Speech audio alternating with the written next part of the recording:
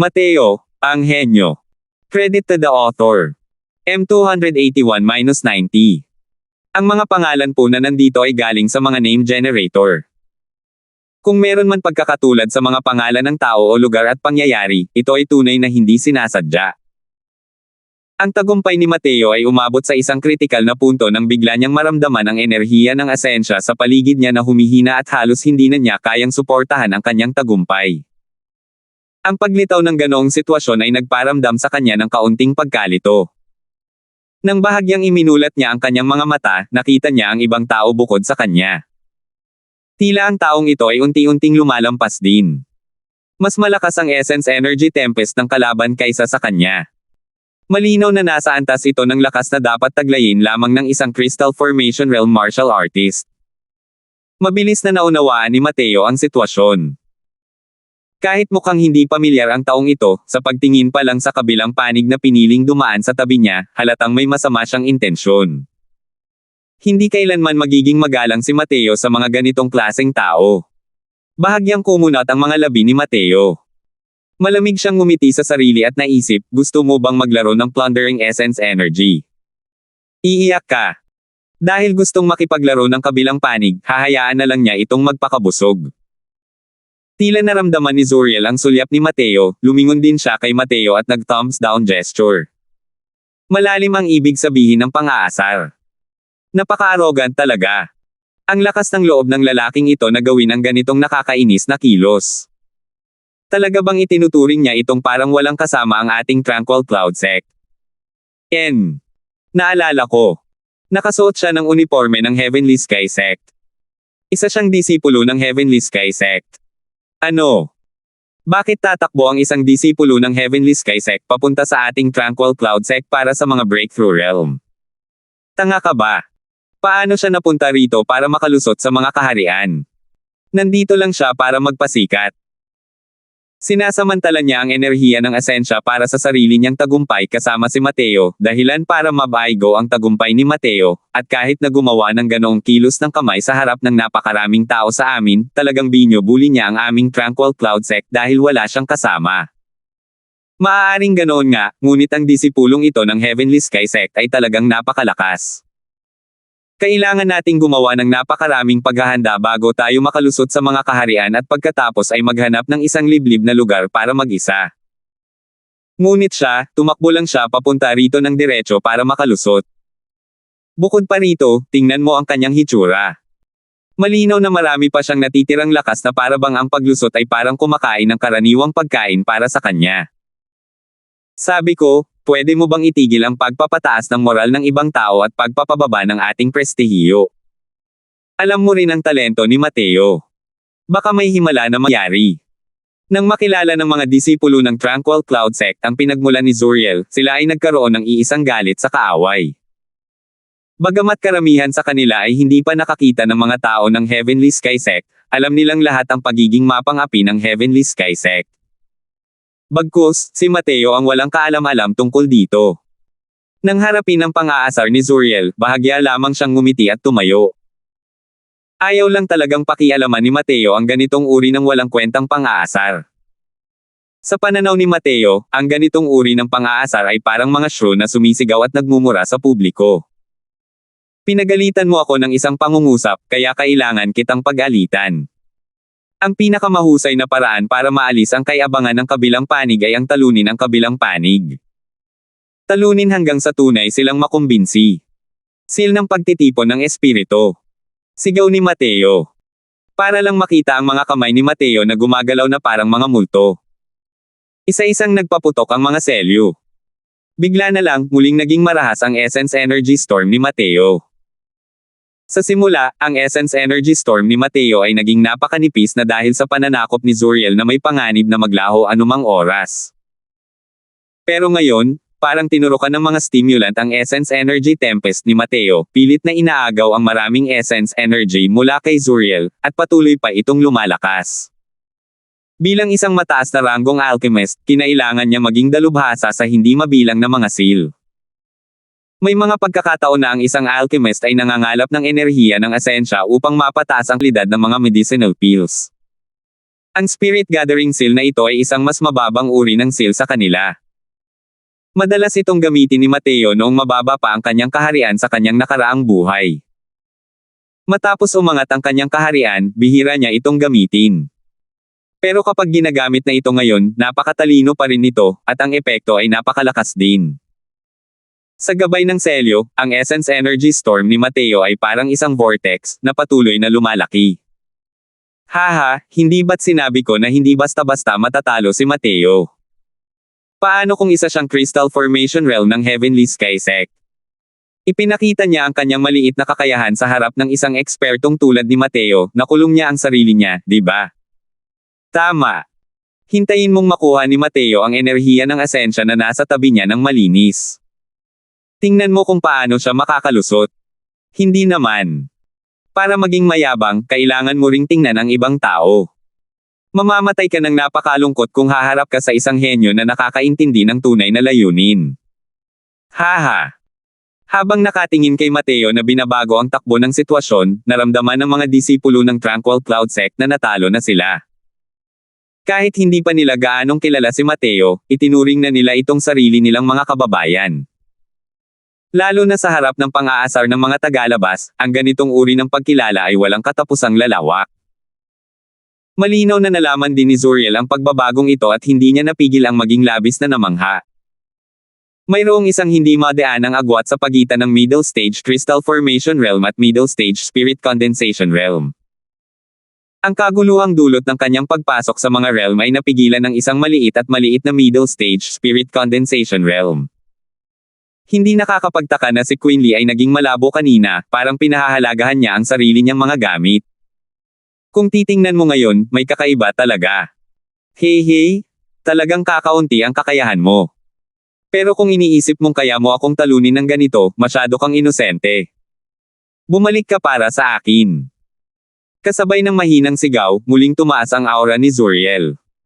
Kasunod noon, ang kanyang Essence Energy Storm ay lalong naging marahas. Ang enerhiya ng asensya na unang kinuha ni Mateo ay muling bumalik sa bagyo ng enerhiya ng asensya ni Zuriel. Ang mga pagsisikap ni Mateo kanina ay nawala ng saysay ngayon. Ngunit ang mga ikinilos ni Zuriel ay nagbigay ng malaking pagkabigla sa mga disipulo ng Tranquil Cloud Sect. Ano? Ang lakas talaga ng lalaking ito na pinipigilan ang sarili niya. Hindi kaya. Malamang ay nakakahabol na ang kaguluhang ito para makapasok sa 6th level Spirit Condensation Realm. Kayang maging makapangyarihan ang lahat ng disipulo ng Heavenly Sky Sect sa ganitong antas. Anong klaseng biro yan? Kung tutusin, mas bata pa siya ng ilang taon kay Senior Apprentice Brother Woody, pero ang cultivation realm niya ay nalampasan na si Senior Apprentice Brother Woody. Kung ang paglusot sa 5th level Crystal Formation Realm ay makapagdudulot ng ganito kalakas na momentum, malamang na malapit na ang lakas niya sa ating mga personal na disipulo. Ito ba ang lakas ng nangungunang sekta ng Southern Domain? Hindi nakakapagtaka na nang ahas silang maging mayabang. Paano maihahambing ang ibang sekta sa lakas na ito? Nasa bingit na ng kamatayan si Mateo. Kung magpapatuloy ang ganitong pagnanasa, maliit na bagay lang ang pagkabigo ni Mateo sa gumpay. Baka masira pa niya ang pundasyon nito. Sa isang tiyak na antas, ang lakas ng Essence Energy Tempest ay maaaring kumatawan sa lakas at potensyal ng isang martial artist.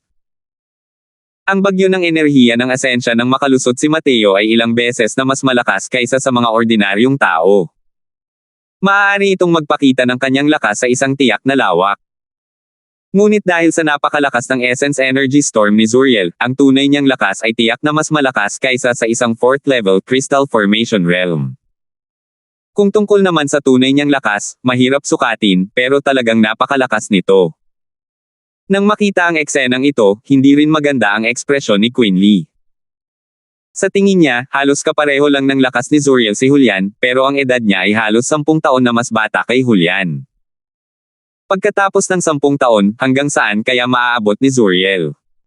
Bukod pa rito, nang ahas si Quinley na kumpirmahin na ang lakas ni Zuriel ay hindi maituturing na pinakamataas na antas sa mga personal na disipulo. Hindi na naglakas loob si Quinley na mag-isip pa. Napakalaki na ng pagkakaiba sa pagitan ng mga nakababatang henerasyon. Saan kaya nakasalalay ang kinabukasan ng sekta? Kaya ba talaga niyang tiisin ang kahihiyan at pasanin ang pasanin para hintayin ang araw na bumangon ang Tranquil Cloud Sect? Hindi sinasadyang nagsimulang magduda si Queen Lee. Ang agwat sa pagitan ng dalawang sekta ay kasalukuyang lumalawak sa bawat hakbang at hindi lumiliit. Bukod pa riyan, makakapag-mature pa rin kaya si Mateo ng maayos matapos maranasan ang ganitong kalabang sitwasyon ngayon. 282. Sa ilalim ng pananakop ni Zuriel, ang bagyo ng enerhiya ng asensya ni Mateo ay lalong lumiit.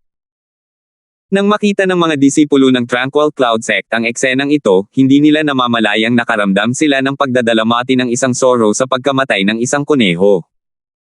Ito ang numero 1 henyo ng Tranquil Cloud Sect, hindi ang Southern Domain. Mabibigo ba siya ng ganito?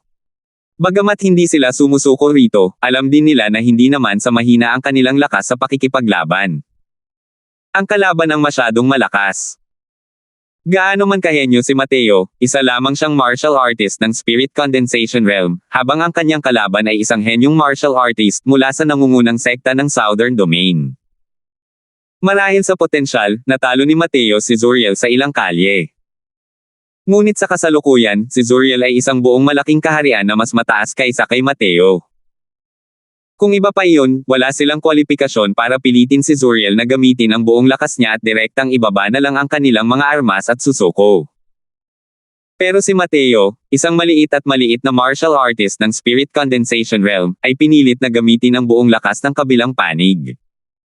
Sa simula, relax ang itsura ni Zuriel kahit na nakakalusot na. Pero ngayon, nanigas ang buong katawan niya. Halatang mas lalo niyang pinagpipilitin ang sarili. Bagamat ang Spirit Gathering Seal ni Mateo ay isang napakababang antas lamang na selyo, ang mga natamo ni Mateo ay napakalalim.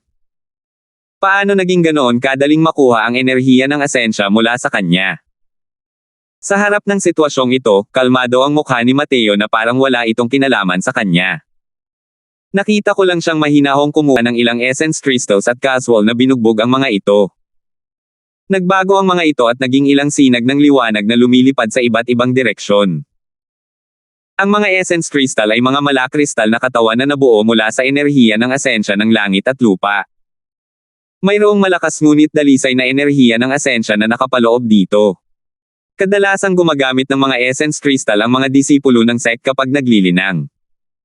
Sa mundo ng martial arts, ang mga essence crystal ay ginagamit din bilang pera. Napakahalaga ng mga essence crystal. Kahit ang mga core disciples ay walang karapatang gamitin ang mga ito. Tanging ang mga piling disciples lamang ang magkakaroon ng napakaliit na bilang ng mga low-grade essence crystals bawat buwan. Siyempre, si Mateo ay binibigyan din ng ilang low-grade essence crystals bawat buwan gamit ang kanyang nominal elder status. Ang ilang essence crystals na basta na lang pinaputok ni Mateo ay mga middle-grade essence crystals. Ito ay ibinigay sa kanya ni Sky Maple matapos makumplito ang level 9 mission dati. Ang walang pakundangang pagpapakawala ng napakaraming middle-grade essence crystals ay nagpalaki sa mga mata ng lahat. Talagang napaka-estudyante nito. Anong binabalak ni Mateo? Mukhang mga middle-grade essence crystals yan kanina, di ba? Hindi ba't core disciple status pa rin siya bago ito? Saan ba nanggaling yan? Sino ang may pakialam kung saan ito nanggaling? Ang Heavenly Sky Sect ay nanunulsol na sa atin para sampelan ang mga mukha natin, at gusto mo pa ring pansinin ito. Ubo, hindi ba dahil sa panandali ang excitement? Sabi ko, anong ginagawa ni Mateo dito? Maaari kayang may pagkakataon pa siyang baguhin ang takbo ng sitwasyon. Walang katapusan ang mga pamamaraan ni Mateo. Maaaring may pagkakataon talagang gawing tagumpay ang pagkatalo.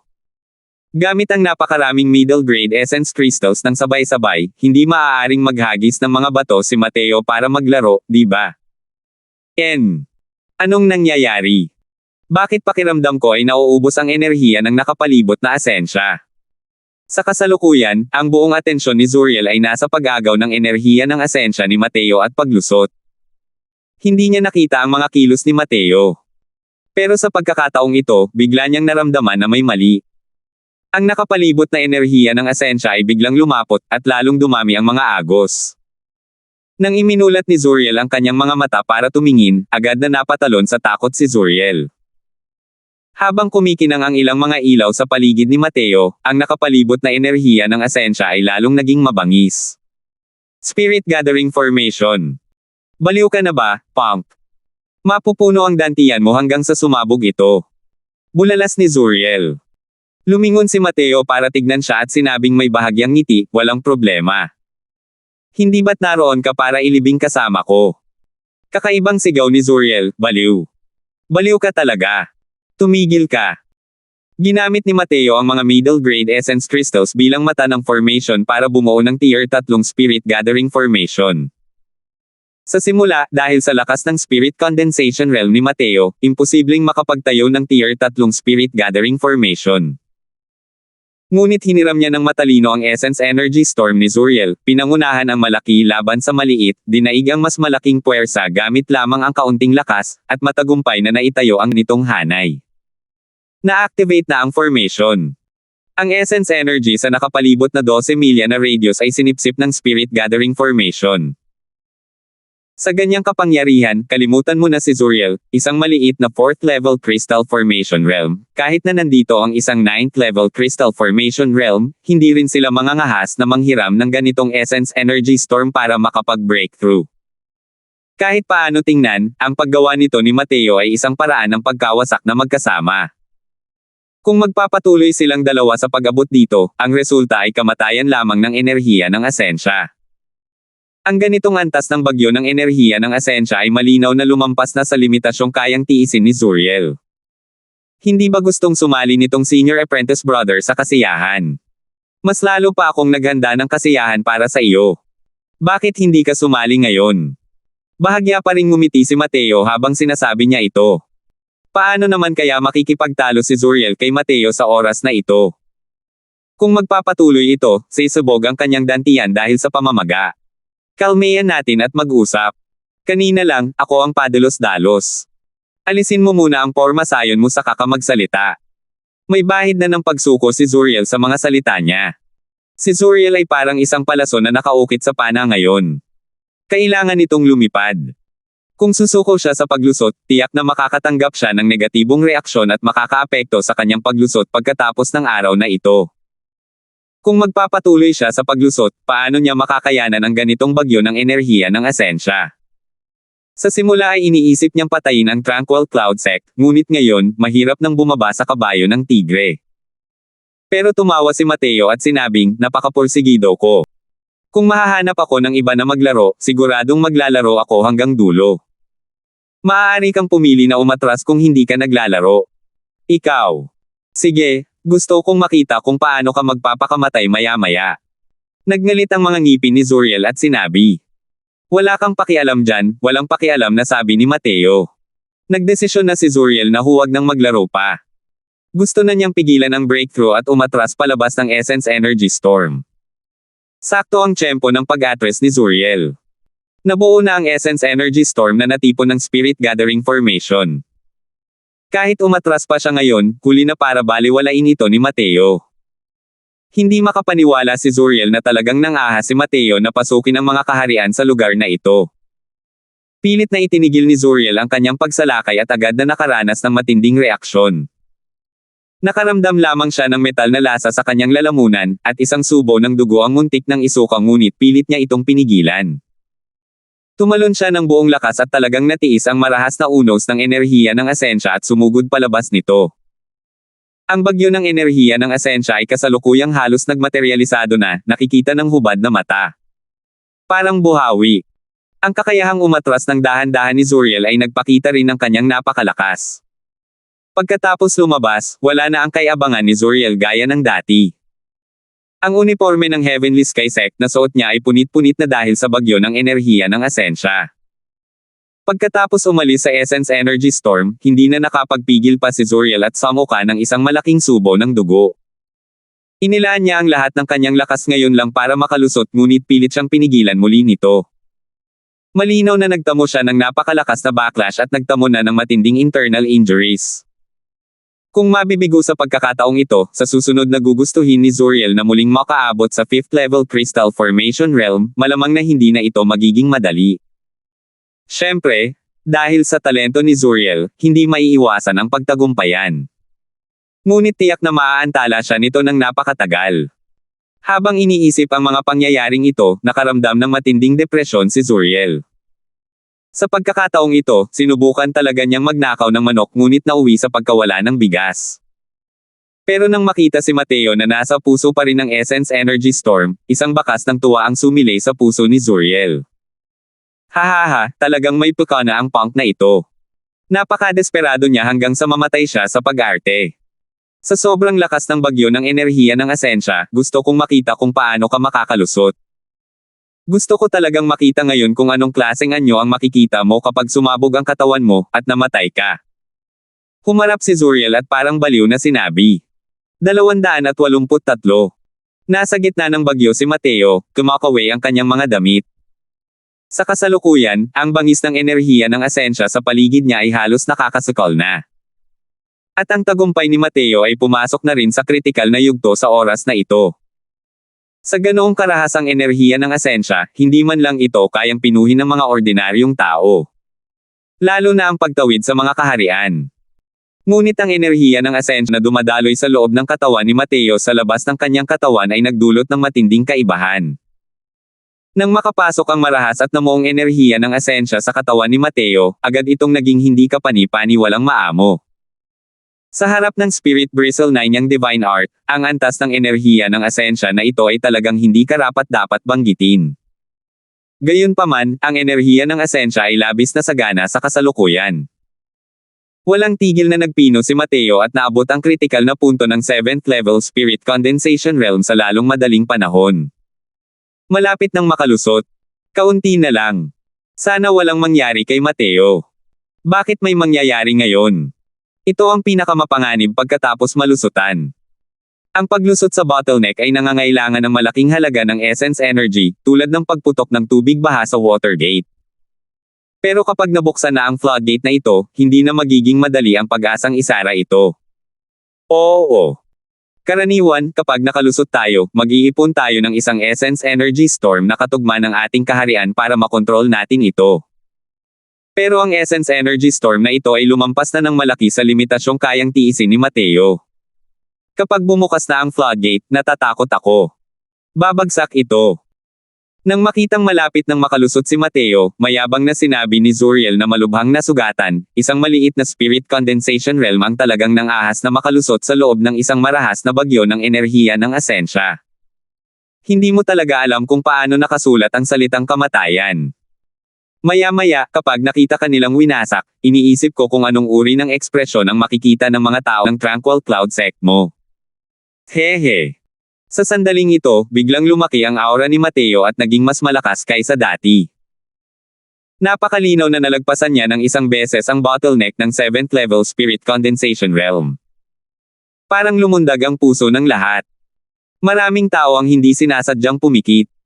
Ayaw nilang makita ang eksena kung saan sisubog si Mateo.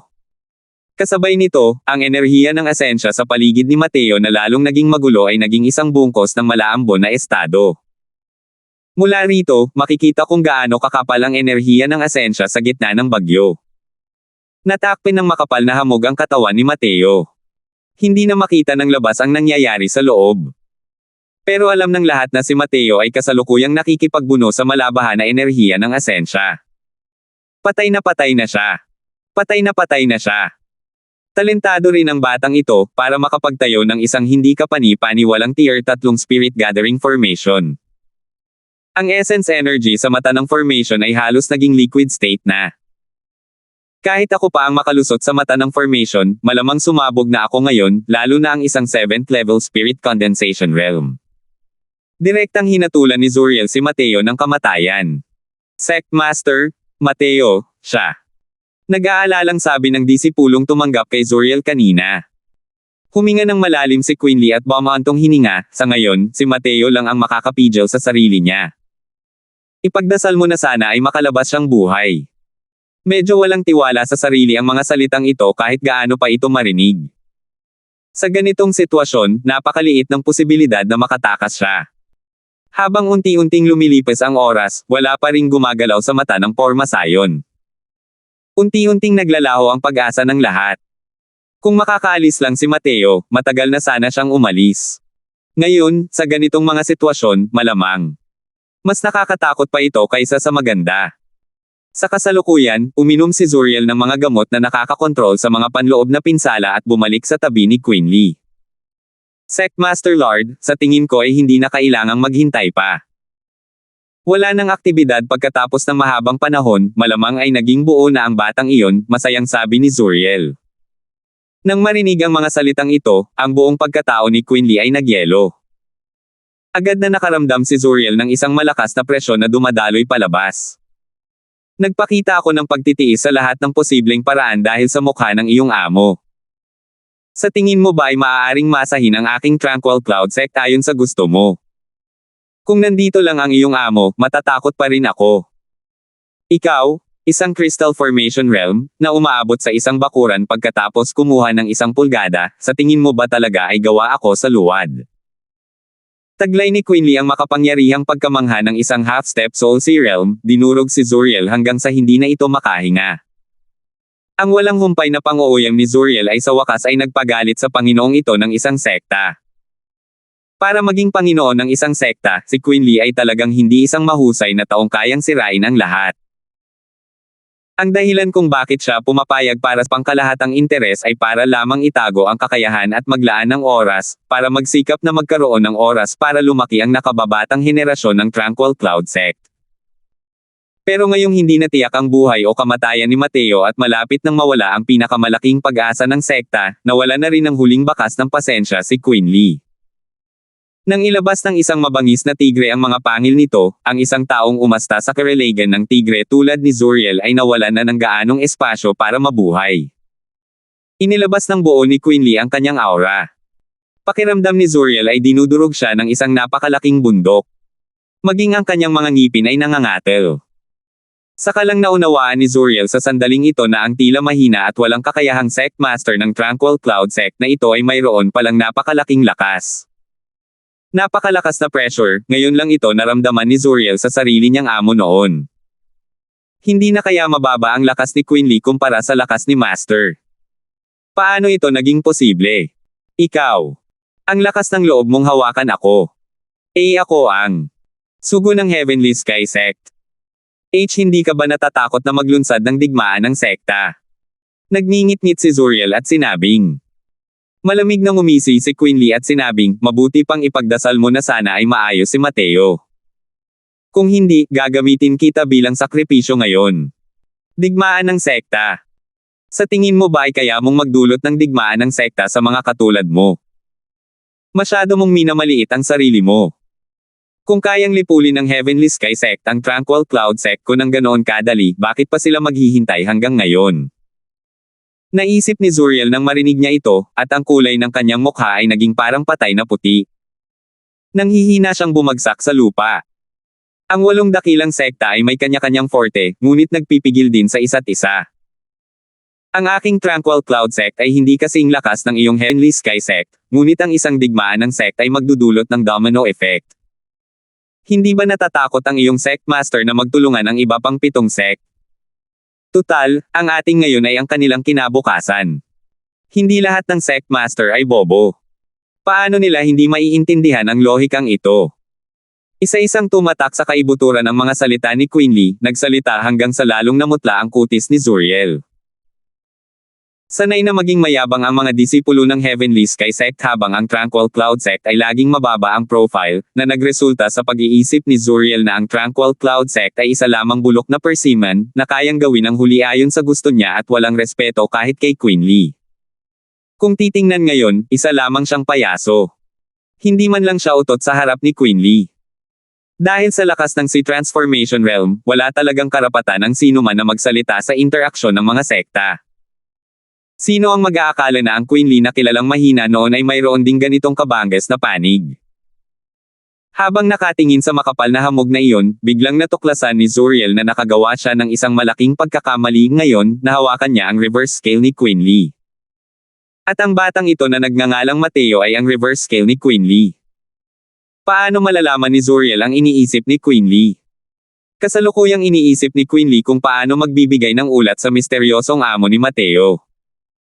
Nang dumating ang di maisip na makapangyarihang nilalang na iyon para hingin ang kanyang tulong, ang naghihintay sa kanyang Tranquil Cloud Sect ay isa ring lubos na kalamidad. Kung talagang namatay si Mateo, bakit pa siya matatakot sa digmaan ng sekta?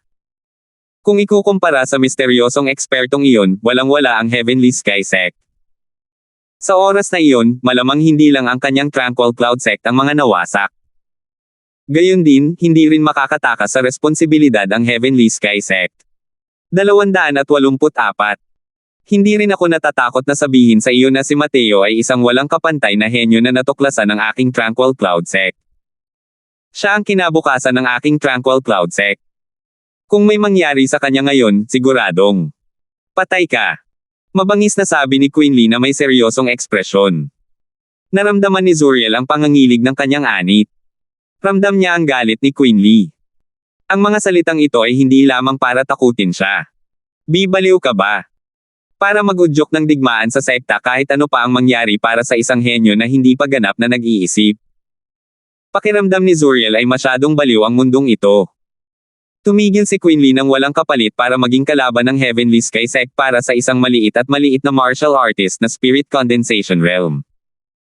Bagamat hindi si Zuriel ang pinakamakapangyarihan sa nakababatang henerasyon sa Heavenly Sky Sect, siya ay isang taong may napakalaking potensyal. Labis ang pagmamahal ni Morten sa kanya. Kung mamamatay man siya, tiyak na hindi iyon bibitawan ni Morten. Bagamat maaaring makaapekto ang isang digmaan sa pagitan ng mga sekta sa kabuuan ng sitwasyon, posible pa rin itong sumiklab dahil dito. Hindi sinasadyang tumingin si Zuriel sa makapal na hamog na iyon. Biglang bumalatay sa kanyang mukha ang pagkabalisa. Sect Master Lord, dali, tingnan mo.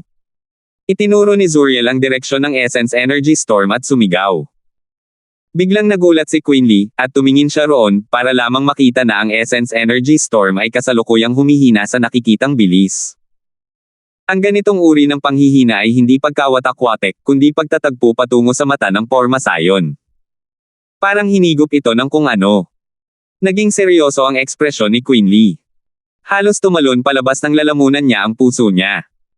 Ano man ang mangyari, kahit papaano ay ipinapakita nito na buhay pa si Mateo ngayon.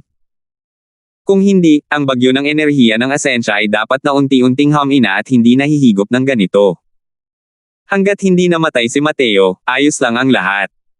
Malinaw na napansin din ng grupo ng mga disipulo ng Tranquil Cloud Sect ang pagkakataong ito. Bagamat medyo hindi sila sigurado, hindi ba't nangangahulugan ito na buhay pa si Mateo? Anong nangyari? Mateo, hindi pa siya namamatay. Hindi ka panipaniwala. Ang tagal niya talagang nagtagal sa Substances Essence Energy Storm. Ano ba ang ginawa niya? Malapit nang matuklasan ang misteryo. Tingnan ninyo. Nagsisimula nang mawala ang makapal na hamog na iyon. Ang bilis ng pagsipsip ng enerhiya ng Asensya ay napakabilis. Ang makapal na hamog na iyon ay unti-unting naging manipis at nagpakita ng isang malabong anino. Lahat ay nakatitig ng mahigpit sa mata ng bagyo.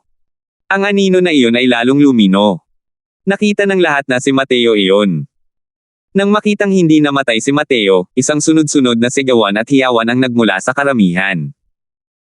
Hindi nila namamalayan, itinuring na nila si Mateo bilang sarili nilang kasama at siya ang mukha ng Tranquil Cloud Sect. Masyadong inapi ang Tranquil Cloud Sect nitong mga nakaraang taon. Pakiramdam ng bawat disipulo ay naranasan nila mismo ang aspetong ito. Ngayong lumitaw ang isang henyong karakter na may ganitong kahirapan, talagang magiging kaawa-awa kung mamamatay siya ng ganito. Kanina lang, bawat isa sa kanila ay nakaramdam ng kahihiyan mula sa Heavenly Sky Sect, ngunit wala silang magawa. Kahit sino sa kanila ang pumalit kay Mateo, hindi rin nila kayang gumanap na katulad ni Mateo. Kahit na makahanap ang Tranquil Cloud Sect ng isang disipulo ng 4th level Crystal Formation Realm at ilagay ito sa tabi ni Zuriel, ang huling resulta ay malamang na pagkatalo kapag malapit na ang tagumpay. Nabawi ni Mateo ang kanyang mukha para sa kanilang lahat. Hindi lang pinilit ni Mateo si Zuriel hanggang sa kinailangan niyang umatras dahil sa malubhang pinsala sa cultivation ng Spirit Condensation Realm, nakaligtas pa nga siya ng walang anumang sugat. Sa kanilang mga puso, si Mateo ay naging bayani na ng buong Tranquil Cloud Sect. Tingnan mo dali. Anong ginagawa ni Mateo? Hindi ba't spirit artifact niya yan? Mukhang hinigop ng espadang ito ang mga enerhiya ng asensyang yan. Mukhang ganoon nga talaga. Pero, paano nakakasipsip ang isang spirit artifact ng ganito kalaking essence energy? Teka lang. Maliban na lang kung nagtinginan ng dalawa at nakita ang gulat sa mga mata ng kalaban. Sabay-sabay nilang sinabi, pagpapabanal ng spirit artifact. Gayon din, nagpakita si Zuriel ng pagkamangha. Huminga siya ng malalim at sinabing, ginamit niya talaga ang spirit gathering formation para pabanalan ang kanyang spirit artifact. Isa ba talaga itong batang lalaki? Isang teenager lang. Labis din ang pagkagulat ni Queen Lee. Hindi niya kailanman inakala na magagamit pala ni Mateo ang spirit gathering formation para pabanalan ang Kanghua Sword. Gayunpaman, nang makita niya ang nakanganga na tingin ni Zuriel, nakaramdam ng tuwa si Queen Lee sa kanyang puso. Maganda ang pakiramdam ni Queen Lee, ngunit walang pakialam ang kanyang mga salita habang sinasabi niya, hanggang ngayon. Si Mateo. 2 buwan na lang bago mag-16. Binabati kita. Sigurado na ang iyong munting buhay. Nang marinig niya ang mga salitang ito mula kay Queen Lee, pakiramdam ni Zuriel ay may mabigat na dinala. Basang-basa na ng pawis ang kanyang likod.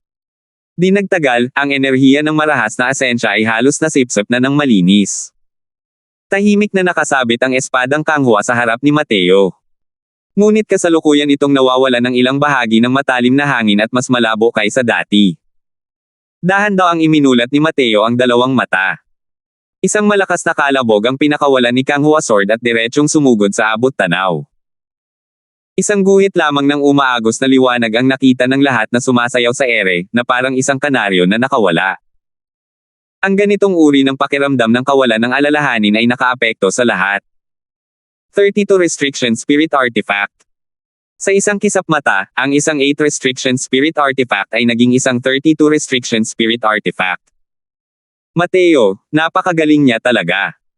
Ang pagpapabanal ng Spirit Artifact ay isang napakahirap na bagay. Ang bawat karagdagang restriction ay magiging lubhang mahirap.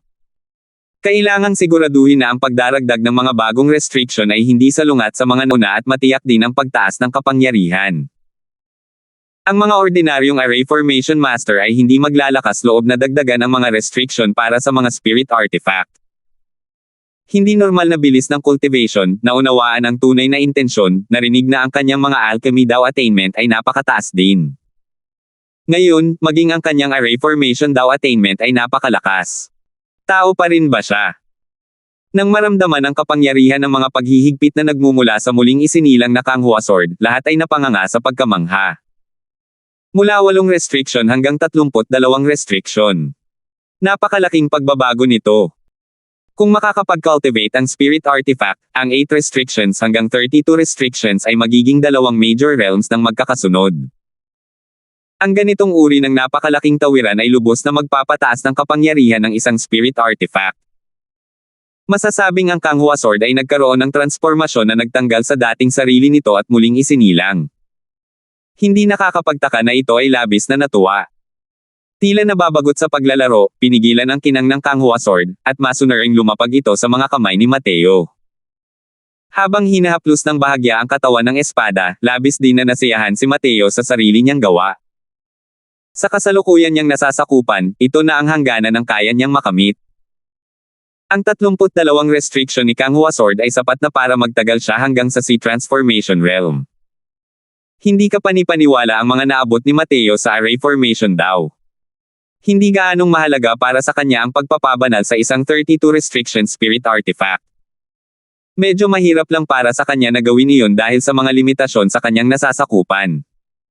Nagkataong dumating si Zuriel para manggulo. Biglang nagkaroon ng inspirasyon si Mateo at inilatag ang Spirit Gather Formation na ito upang pabanalan ang Kanghua Sword. Kasabay ng lalong paglalim ng pag-unawa ni Mateo sa Asher Deeper Floating Zero Sword Intent, lalo na kapag ginagamit ang 1,000 flowing petals, unti-unti nang nahihirapang harapin ang 8 restriction na Kanghua Sword. Sinamantala ang pagkakataong ito, matagumpay itong nabainal ni Mateo ng sabay-sabay. Hawak ang Kanghua Sword, naglakad si Mateo papunta kay Zuriel at binati ito. Ngunit ngumiti siya kay Zuriel at sinabing, ang senior apprentice brother na ito ay tila hindi mula sa aking Tranquil Cloud Sect. Pero malaki rin ang naitulong mo sa akin sa pagkakataong ito. Magpasalamat ka rito, Mateo. Habang nakatingin sa nakangiting si Mateo, mas lalong sumasakit ang pakiramdam ni Zuriel kaysa sa paglunok ng langaw. 285. Kahit malakas ang Tier 3 Spirit Gathering Formation ni Mateo, hindi rin ito kayang mangalap ng napakaraming essence energy. Ang dahilan kung bakit ito nakapagdulot ng napakalaking kaguluhan noon ay dahil gumamit si Mateo ng maniobra para magbuhat ng isang mabigat gamit lamang ang kaunting puwersa. Gamit ang Essence Energy Storms ng dalawang tao bilang base, walang limitasyong pinalaki nito ang Essence Energy Storms ng dalawa. Kahit gaano pa kalakas si Mateo, isa lamang siyang martial artist ng Spirit Condensation Realm. Kung wala siyang base ng Essence Energy Storms ng dalawa, paano niya masasamsam ang mga Essence Energies sa loob ng 10 milyang radius na malinis? Nalisahan muli ni Zuriel ang dugo sa kanyang lalamunan. Ang mga panloob na pinsala na kanina lang pinipigilan ay bumalik muli at muntik na siyang samuka ng dugo. Mabuti na lang at natiis niya ito. Si Zuriel ay isang pinarangalan na panauhin mula sa Heavenly Sky Sect. Tunay ngang taglay niya ang biyaya ng isang dakilang disipulo ng sekta na nasisiyahan sa pagtulong sa iba. Dagdagan ni Queen Lee ng isa pang dagok pagkatapos noon. Sekta ng Langit. Mukhang naguguluhan si Mateo. Malinaw na hindi pa niya naririnig ang pangalang ito noon. Natigilan si Queen Lee, at hindi niya napigil ang magtanong, hindi mo ba kilala ang Heavenly Sky Sect? Umiling si Mateo nang walang ekspresyon at sinabing, ang disipulong ito ay nagmula sa isang maliit na lugar, at ang aking kaalaman ay mababaw lamang. Hindi ko talaga kilala ang Heavenly Sky Sect. Hindi nakapagsalita si Queen Lee. Ipinaliwanag niya, ang Heavenly Sky Sect ang nangungunang dakilang sekta ng Southern Domain, ang pinuno ng 8 dakilang sekta. Si Zuriel ay paboritong disipulo ng isang Grand Elder ng Heavenly Sky Sect. Ikaw ang elder ng aking sekta. Katanggap-tanggap ang pagtawag sa senior apprentice na kapatid. Lihim na nagulat si Zuriel. Isa na palang sect elder si Mateo sa edad na ito. Gayunpaman, hindi pa siya nagulat dito nang biglang naliwanagan si Mateo at sinabing, ganito pala. Ang Heavenly Sky Sect ay, gaya ng inaasahan, ang nangungunang sekta ng Southern Domain. Ang disipulo ng kanilang amang elder ay isinakripisyo ang sarili niyang interes para sa kapakanan ng iba at mas gugustuhin pang bumagsak ang sarili niyang kaharian para lang makatulong sa iba. Walang hanggang pasasalamat si Mateo. Power! Sa wakas ay hindi na nakapagpigil si Zuriel, at isang subo ng dugo ang tumalsik. Mga sugat na naman ang natamo niya. Sabay na kumanta at nagtugtugan ang dalawang tao. Bata pa si Zuriel. Paano niya natitiis ang ganitong estimulasyon? Pero hindi talaga kilala ni Mateo ang Heavenly Sky Sect, hindi dahil kumakanta siya kasama si Queen Lee ng duet. Pero pareho lang ang mga epekto. Pagkalipas ng 2 araw, bumuti ang mga pinsala ni Zuriel. Ipinatawag siya ni Queen Lee. Kasalukuyan, si Zuriel ay mas nagtitimpi na at hindi na kasing arrogant gaya noong kararating pa lamang niya. Lubos siyang pinigilan ng aura ni Queen Lee ng araw na iyon. Mabuti na ba ang mga pinsala mo? Tanong ni Queen Lee na parang nag-uusap lang. Ayos lang sana kung hindi niya iyon banggitin. Pero nang may taas na ito, ang sakit na nararamdaman ni Zuriel ay kasing sakit ng muling pagbukas ng kanyang peklat. Mas maayos na ang lahat. Maraming salamat sa pag-aalala ni Sect Master Lord, pilit nang ngumiti si Zuriel at sinabi. Mabuti naman at mas maayos na ito. Zuriel, bakit ka pumunta sa aking Tranquil Cloud Sect bilang isang sugo sa paglalakbay na ito? Tanong ni Queen Lee. Habang pinag-uusapan ng mga opisyal na bagay, dali-daling pinigilan ni Zuriel ang kanyang emosyon at sinabing, natuklasan ng aking Heavenly Sky Sect ang isang mistiko na kaharian hindi pa katagalan sa loob ng aming mga hangganan at iniisip kung dapat ay mayroong ilang magagandang bagay sa loob. Ang 8 dakilang sekta ng aming Southern Domain ay palaging nagkakaisa. Espesyal na nagpadala ang Sect Master ng 7 disipulo upang umalis patungo sa 7 sekta upang anyayahan ang lahat na sama-samang galugarin ang mistiko na kaharian upang mabigyan ng patas na pagtrato ang lahat. Walang ekspresyon si Queen Lee, ngunit sinimulan niyang pag-isipan ang mga intensyon ng hakbang na ito ng Heavenly Sky Sect sa kanyang puso. Kahit anong pagkakaisa, kahit anong patas na pagtrato, ang magagawa lang yun ay lokohin ang isang 3 taong gulang na bata. Ang 8 mahusay na sekta ng Southern Domain, kabilang ang Tranquil Cloud Sect, ay may kanya-kanyang maliliit na plano. Hindi kailanman nagkaroon ng lakas ng loob ang Tranquil Cloud Sect na ipaglaban ang hegemonya sa Southern Domain. Ang ambisyon ng mga miyembro ng sekta ay palaging bumalik ng biglaan sa Northern Domain. Siyempre, isa lamang itong malayong panaginip. Ang totoo ay ang Tranquil Cloud Sect ay maaari lamang mabuhay sa loob ng mga siwang ng iba't ibang sekta ng Southern Domain. Ang Heavenly Sky Sect ay palaging napaka-dominant. Kalimutan na natin ang isang mistiko na kaharian sa sarili nilang teritoryo. Mag-iisip pa nga sila ng mga paraan para makakuha ng isang tasa ng sopas mula sa mistiko na kaharian ng ibang tao. May kakaiba siguro kung bakit nagiging abnormal ang mga bagay-bagay. Kung sasabihin man ng isa na ang Heavenly Sky Sect ay talagang napakabuti ng puso, kahit ang isang hanggal ay hindi maniniwala rito. Ngunit kailangang aminin na ang Heavenly Sky Sect ay naghagis ng isang kahangahangang pain. Naisip ni Queen Lear na ang ibang mga sekta ay malamang na hindi matatanggihan ang imbitasyong ito dahil kahit mismo ay naantig. Saan umaasa ang pag-unlad ng sekta? Mga mapagkukunan. Mga kristal na asensya, likas na kayamanan, mga pamamaraan ng paglilinang, mga artifact, at iba pa. Ang mga bagay na ito ay halos nagtatakda ng kapangyarihan ng isang sekta. Bilang pinakamakapangyarihang sekta sa Southern Domain, sinakop ng Heavenly Sky Sect ang 40% ng mga mapagkukunan ng Southern Domain. Ang iba pang 7 magagaling na sekta na pinagsama-sama ay umabot lamang sa humigit kumulang 60%. Dahil nga sa mga yamang ito ang dahilan kung bakit palaging minamaliit ng Heavenly Sky Sect ang mundo. At kabilang sa mga iyon, ang mga likas na yaman ay isang napakahalagang bahagi ng mga pinagkukunang yaman. Malaking gastusin ang pang-araw-araw na pagkonsumo ng mga disipulo ng sekta, mga gamot na ginagamit sa paglilinang, at mga halamang gamot. Kung wala ang mga yamang ito, hindi talaga kayang tumagal ang sekta, gaano man kalalim ang pundasyon nito. At saan nagmula ang mga likas na kayamanang ito? Mga mahiwagang kaharian. Ang mga mistiko na kaharian ay maliliit na espasyo na kalapit ng walang hanggang mundo. Dahil kakaunti ang mga bakas ng paa ng tao at sagana ang enerhiya ng asensya, may posibilidad itong magbunga ng maraming likas na kayamanan. Sa loob ng iba't ibang hangganan ng sekta ng Southern Domain, lahat sila ay mayroong ilang mistiko na kaharian, at ang mga mistiko na kaharian na ito ay kontrolado ng iba't ibang malalaking sekta. Ang mga mistiko na kaharian na ito ay pawang mga kilalang mistiko na harian. Ang mga panganib sa loob ay halos naalis na ng iba't ibang malalaking sekta. Ngunit ang mystical na kaharian na natuklasan ng Heavenly Sky Sect sa pagkakataong ito ay malinaw na isang hindi kilalang mystical na kaharian. Napakakaunting tao ang umiiral sa mga mahiwagang kaharian. Ngunit maraming mga demonyong halimaw pati na rin ang mga natural na nabubuong panganib. Ang paggalugad sa mga mahiwagang kaharian ay isang lubhang mapanganib na gawain. Hindi pinapansin ng ibang mga bagay, ang Heavenly Sky Sect na nag-aanyaya lamang sa ibang mga sekta na sama-samang galugarin ang mistiko na kaharian ay malamang na may ideya na magdala ng mas maraming pakain ng kanyan. Kung tungkol sa kung mayroon ba silang ibang plano, hindi pa ito matukoy ni Queen Lee sa ngayon. Anong klaseng mystical na kaharian? Magbigay ka ng description, sabi ni Queen Lee habang pinapanatili ang kanyang kahinahunan.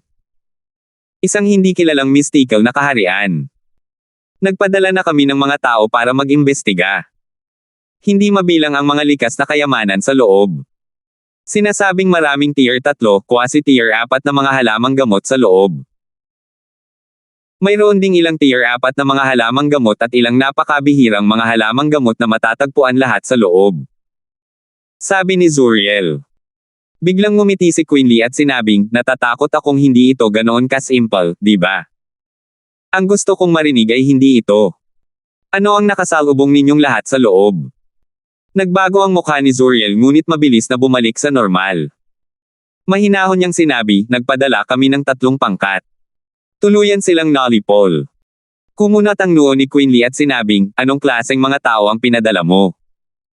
Sa pagharap kay Queen Lee, naging alerto si Zuriel. Masyadong matalino ang lalaking ito. Lahat ng tanong ay tumama sa target. Noon, iniisip ng lahat na siya ay isang taong mahina at walang kakayahan dahil siya ay hindi gaanong kilala at mapagparaya. Ngayon, mukhang isa lang palang napakatalino at mapanlinlang na tao ang lalaking ito. Ngayong ibinunyag na ni Queen Lee ang kanyang mga pangil sa harap ni Zuriel, natural lang na hindi na niya kailangang magbalat kayo. Maingat na sinabi ni Zuriel, sa unang pagkakataon, isang early stage crystal formation realm ang nangunguna sa team. Sa pangalawa, ang nangunguna ay isang middle stage crystal formation realm. Sa pangatlong pagkakataon, ito ay isang 9th level crystal formation realm martial artist. Oh! Dahil knowledgeable na lahat ng mga kasama mo, paano mo nalaman ang balita sa loob? Mahinahong tanong ni Queen Lee. Palihim na isinumpa ni Zuriel ang tusong Zoro at sinabing, sa huli, isinugol ng martial artist na iyon ang 9th level crystal formation realm ang kanyang kamatayan para sumugod at ibalik ang impormasyong ito. At hindi nagtagal pagkatapos niyang lumabas, namatay din siya. Ang hindi kilalang mistiko na kaharian na ito ay maaaring medyo mapanganib, ngunit ang mga bagay sa loob ay talagang kaakit-akit. Kaya naman masigasig na inaanyayahan ni Lord Sectmaster ang lahat na sama-samang maggalugad. Tumanggaw si Queen Lee at sinabing, bumalik ka muna at magpahinga. Hayaan mong pag-isipan ko itong muli. Pagkatapos umalis ni Zuriel, biglang bumukas ang pinto ng silid. Lumabas sina Porter, Jack, at Joseph. At sa likuran nila ay si Mateo na kakapasok lang kamakailan. 286. Ano sa palagay ninyo ang imbitasyon ng Heavenly Sky Sect? Nagtanong si Queen Lee pagkatapos umupo ang ilang tao. Si Jack ang unang nagsalita. Ganito ba kabait ang Heavenly Sky Sect? Hindi ako maniniwala dyan kahit bugbugin mo pa ako hanggang mamatay. Sa palagay ko, isa itong patibong. Parang ginto ang pagpapahalaga ni Porter sa bawat salita at sinabing, oo, tiyak na isa itong patibong. Nag-isip sandali si Joseph bago sinabing, sa tingin ko ay hindi malaki ang posibilidad na maging isang bitag. Sa halip, sa tingin ko ay mas malaki ang posibilidad na gawin tayong mga pamangwit ng kanyan. Walang emosyon si Queen Lee habang nagtanong muli, paano? Sa paggalugad sa isang hindi kilalang mystical na kaharian tulad nito, imposible para sa mga dakilang sekta na magpadala ng isang napakalakas na puwersa. Ang pagnanais na bawasan ang umiiral na lakas ng mga sekta sa pamamagitan nito ay malinaw na hindi malamang. Sa aking pananaw, ang hindi kilalang mystical na kaharian na ito ay maaaring talagang mapanganib. Umaasa ang Heavenly Sky Sect na hilahin ang lahat upang sama-samang pasanin ang mga panganib upang makuha ang pinakamalaking benepisyo habang kasabay nito, binabawasan ang kanilang sariling mga nasawi. Sinuri ni Joseph ang sitwasyon. Kung ikukumpara kay Jack, malinaw na mas kalmado si Joseph. Medyo obetibo rin ang kanyang pagsusuri. Humph! Ang Heavenly Sky Sect ay parang isang matandang kuripot. Kapag nakakakita sila ng mga mystical na kaharian, parang tinuturukan sila ng mga stimulant. Paano sila naging mabait sa pagkakataong ito na imbitahan tayong mag-exor ng sama-sama? Hindi sang-ayon ni Jack. Sa makatuwid, tiyak na mayroong isang bagay na hindi natin alam sa pagitan. Sa kabuuan, ang Heavenly Sky Sect ay tiyak na walang anumang mabuting intensyon. Sa palagay ko ay maaari tayong magpadala ng ilang tao para baliwalain sila, sabi ni Joseph. Hindi ako sang-ayon. Casual na pagpapadala ng ilang tao para maging pamatay sunog para sa iba. Ang mga disipulo ng tahimik na Cloud Sect ay hinuhubog nating lahat sa pamamagitan ng hindi mabilang na masusing pagsisikap. Paano natin sila mapapatay? Sabi ni Jack na may iritasyon sa kanyang tono. Tungkol sa puntong ito na ang Heavenly Sky Sect ay walang anumang mabuting intensyon, lahat ay walang anumang hindi pagkakasundo, at imposible ring magkaroon ng magkakaibang opinyon. Problema lang kung pupunta o hindi. Malinaw na nagdulot ito ng ilang pagkakaiba. Gusto pa ring magpatuloy ni Joseph, ngunit nagsenye si Queen Lee ng kamay para ipahiwatig na tumigil na sila sa pagtatalo. Humarap siya at sinabi kay Mateo, Mateo, ibahagi mo ang iyong pananaw. Pagkatapos ng insidente kay Zuriel, mas lalong tumaas ang pagkakaintindi ni Queen Lee kay Mateo. Kayang magtayo ni Mateo ng spirit gathering formation sa ganoong biglaang sitwasyon at pilitin si Zuriel na umalis habang siya mismo ay sumusunod sa estratehiya upang pabanelan ang Kanghua Sword. Kitang-kita kung gaano kametikuloso ang kanyang mga iniisip. Sa pananaw ni Quinley, walang duda ang talento ni Mateo. Iba lang talaga ang antas nito kumpara sa mga kapantay niya. Pero para magkaroon siya ng ganitong kamaingat na pag-iisip sa edad na ito, napakahirap talagang makamit. Kaya naman, sinadya niyang tawagin si Mateo ngayon para marinig din nito ang layunin ng pagpapadala ng isang sugo ng Heavenly Sky Sect. Marahil ay makakaisip siya ng ilang nakabubuting opinyon. Nang makita ni Jack at ng iba pa si Mateo, matagal din silang natigilan, at hindi nila lubos na matukoy ang iniisip ni Quinley. Ang aksyong ito, maaari kayang para makilahok si Mateo sa paggawa ng desisyon ng mga matataas na opisyal ng Tranquil Cloud Sect. Walang kapantay ang talento ni Mateo, hindi na may kakaila ang katotohanan ito. Pero napakabata pa niya noon. Hindi ba't medyo maliit lang na hayaan siyang sumali sa mas mataas na antas ng sekta sa paggawa ng desisyon? Lalo na para kay Joseph. Noong kakapasok pa lang ni Mateo sa sekta, pumayag pa siya sa pang-uudyok ni Miggy at nais niyang sentensyahan ng kamatayan si Mateo sa pamamagitan ng tri-hole joint hearing. Ngunit kalaunan, ang sunod-sunod na mga aksyon ni Mateo ay lubos na nagpawalang bisa sa anumang iniisip na kalabanan si Mateo. Lalo na matapos ibenta ni Mateo ang formula ng soul driving pill sa sekta. Ilang elder mula sa pamilyang Uyang ang nakamit na ang isang tagumpay sa tulong ng soul driving pill. Sa ilalim ng ganitong mga pangyayari, paano muling makakalaban ni Joseph si Mateo? Hindi ba siya magiging isang walang utang na loob na hamak na karakter? Para naman kay Miggy, mahigpit na utos na ni Joseph na bantayan niyang mabuti ang kanyang asawa para hindi na siya makagulo pa. Kung hindi, siya na ang bahala sa kahihinatnan nito. Hindi pa nakikita ni Joseph ang isang maliit at secular na pamilya sa mundo. Lalo na ang katotohanan ang angkang ito ay nasayang na. Nag-isip sandali si Mateo at sinabing, kung totoo ang sinabi ni Zuriel, ang mistiko na kaharian na ito ay napakahalaga rin sa ating sekta. Ang ating Tranquil Cloud Sect ay hindi maihahambing sa mga dakilang sekta na ito pagdating sa mga mapagkukunan. Kung susuko rin tayo sa pagkakataong ito, hindi ba tayo mahuhuli sa bawat hakbang? Sa palagay ko, hindi rin kayang pigilan ng ibang mga sect master ang malaking cake na ito na inihatid ng Heavenly Sky Sect at magpapadala ng mga tao. Pagkatapos ng araw na iyon, binigyan ni Quinley si Mateo ng isang crash course tungkol sa distribusyon ng paksayon sa Southern Domain. Ngayon, mayroon na siyang paunang pag-unawa sa sitwasyon ng Southern Domain. Pero ang mistiko na kaharian na ito ay lubhang mapanganib. Kahit ang isang 9th level crystal formation realm ay hindi nakalabas ng buhay pagkatapos makapasok. Maaari kayang kailangan nating lahat na magpadala ng mga elder ng Sea Transformation Realm? Tanong ni Jack. Umiling si Mateo at sinabing, hindi na kailangan yan. Dahil sa tingin ko kahit magpadala tayo ng mga elder doon, wala na ring silbi. Oh, bakit naman? Tanong ni Quinley. Nang sabihin ito ni Mateo, hindi lang si Jack, maging si Quinley ay nagpakita ng maalalahanang ekspresyon. Napakalinaw na may napansin si Mateo na ilang isyu na hindi nila namamalayan. Ngumiti si Mateo at sinabing, Sect Master at Hall Heads, isipin ninyo. Sa kasakiman ng Heavenly Sky Sect, paano nila magawang magpadala ng mga tao para imbitahan ang ibang mga sekta na sama-samang galugarin ang mistiko na kaharian kung wala na silang ibang alternatibo? Kaya nga nating lahat hinuhulaan kanina kung ang Heavenly Sky Sect ay may pinaplanong mapanlinlang na plano. Jack. Umiling si Mateo at sinabing, tulad ng sinabi ni Hall Head Uyang, ang mga ganitong panlilinlang at tukana ay walang gaanong silbi. Kahit na malipol ang lahat ng ating mga koponan, hindi nito mapipinsala ang pundasyon ng ating sekta. Bakit nila kailangang gumawa ng ganoong kalabisan na aksyon? Kung gayon, sasabihin mo. Ano nga ba iyon?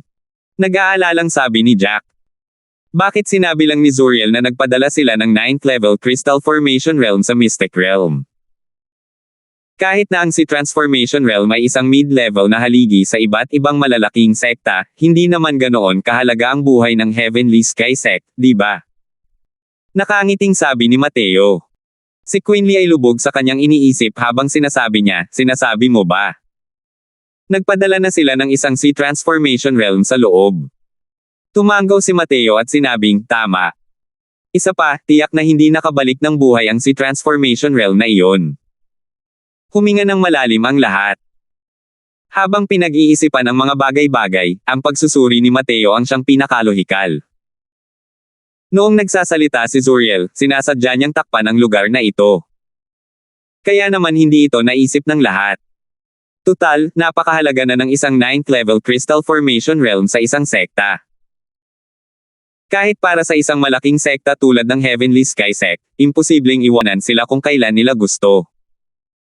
Kaya naman, hindi na pinag-isipan pa ni Quinley ang problemang ito. Pero nang marinig nila si Mateo na sinabi na kahit ang isang Sea Transformation Realm ay hindi nakalabas ng buhay, ayaw tumigil ng tibok ng kanilang mga puso. Hindi ba't masyadong mapanganib ang hindi kilalang mystical na kaharian na ito? Pati ang isang Sea Transformation Realm ay namatay sa loob. Mas lalo pang ang hindi tayo dapat umalis. Nakasimangot na sabi ni Jack. Para sa Tranquil Cloud Sect, hindi nila kayang tanggapin ang pagkamatay ng sinumang eksperto sa Sea Transformation Realm. Pero hindi agad nagsalita si Quinley. Nagsalita lang siya pagkatapos pag-isipan, Mateo, hindi pa ba tapos ang mga sinabi mo? Aalis na ba tayo o hindi? Tungkol kay Quinley, lubos din siyang hinangaan ni Mateo. Walang dodang isa siyang nakakatakot na figure na may masusing pag-iisip.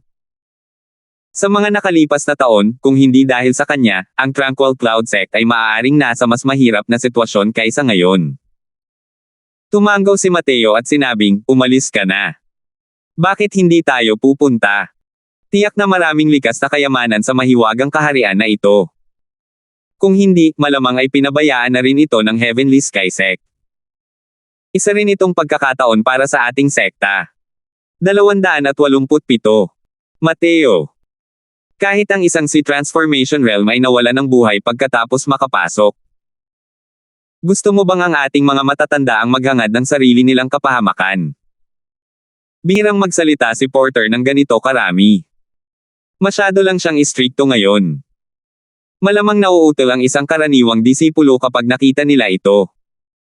Pat iyan, hayaan mo na si Mateo na matapos magsalita, sabi ni Quinley.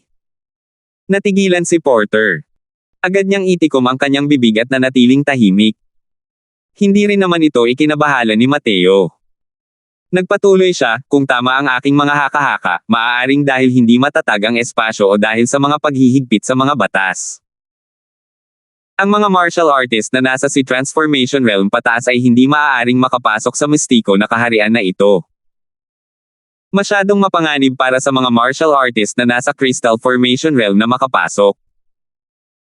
Kaya naman makikipagtulungan ang Heavenly Sky Sect sa iba pang 7 sekta upang mag-explore ng sama-sama sa isang hindi pa naganap na pangyayari. Nagulat din si Quinley. Sabi niya, ganoon nga pala. Sa ganitong paraan, maipapaliwanag ang lahat. Dahil nga ganito, tiyak na mapanganib para sa martial artist ng Crystal Formation Realm na makapasok. Sasali pa rin ba tayo sa kaguluhan? Ang kayamanan ay may kaakibat na panganib. Pareho lang ang mga panganib para sa ating 8 dakilang sekta. Ang Heavenly Sky Sect ay naghahanap lang ng mas maraming pamatay kanyan. Kung gayon, tanggalin natin ang isa sa kanilang mga pangunahing ngipin. Hindi na mauulit ang mga pagkakataong tulad nito. Sabi ni Mateo. Mateo, alam kong napakagaling mo at napakagaling mo rin sa pakikipaglaban, pero hindi mo dapat maliitin ang junior generation ng ibang sects. Lalo na ang Heavenly Sky Sect. Mas malakas ang personal disciples nila kaysa kina Julian at sa iba pa, biglang singit ni Jack at seryosong sinabi sa tapat na tono. Bilang pinakamalakas na sekta ng Southern Domain, ang lakas ng mga personal na disipulo ng Heavenly Sky Sect ang siyang pinakamalakas. Bagamat tinanggap si Zuriel bilang personal na disipulo ng isang dakilang elder, iyon ay dahil lamang sa napakalaki ng kanyang potensyal. Kung pag-uusapan ng tunay na lakas, hindi siya gaanong maituturing na kilala sa Heavenly Sky Sect. Ang mga personal na disipulong iyon na may napakalaking senyoridad ang siyang mga nilalang na may pinakamalaking lakas ngayon. Biglang ngumiti si Mateo at sinabing, nagbibigay lang ako ng opinyon para kay Lord Sect Master. Kung tatanggapin niya man o hindi, hindi ako mangangahas na tutulan ito. Pero kung magdesisyon ang sect master na ituloy ito, umaasa akong maituturing akong isa sa mga miyembro. Hindi pwede. Kahit ang isang martial artist ng 9th level Crystal Formation Realm ay namatay sa loob. Nasa Spirit Condensation Realm ka lang, masyadong mapanganib ang pagpasok. Mateo, ikaw ang pag-asa ng aming Tranquil Cloud Sect. Ayokong malagay ka sa panganib. Direktang tinanggihan ito ni Quinley. Nagbibiro ka siguro. Nang makalusot siya 2 araw na ang nakalipas, halos matamba si Quinley sa sobrang takot. Sa paggalugad sa isang mapanganib na mystical na kaharian sa pagkakataong ito, kung may mangyari man, hindi niya ito mababawi kahit isama pa niya ang buong Tranquil Cloud Sect. Ngunit hindi umakto si Mateo nang naaayon sa inaasahan ni Quinley. Alam ni Quinley na hindi niya makukumbansi si Mateo sa pamamagitan lamang ng pagtingin sa ekspresyon ng mga mata nito.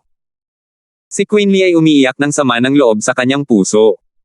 Noong una ay napagdesisyonan na niyang gawin ito. Pero nang makita ang ganitong saloobin ni Mateo, nagsimula siyang mag-alangan muli. Talagang sadyang sutil ang buhay na ninunong ito. Ano ang dahilan kung bakit tumakbo ang isang martial artist ng Spirit Condensation Realm para makipaglaro sa isang grupo ng mga martial artist ng Crystal Formation Realm? Anong nangyayari? Nagpalitan ng tingin sina Quinley at ang iba pa at biglang may naisip. Hindi nila mapigil ang matuwa ng husto. Tio Marshall. Nakalusot siya. Ang galing talaga. Masayang sabi ni Jack. Sige. Tere na at tingnan natin. Mateo, sasama ka rin. Malaki ang naitulong mo kay Marshall Uncle para makalusot.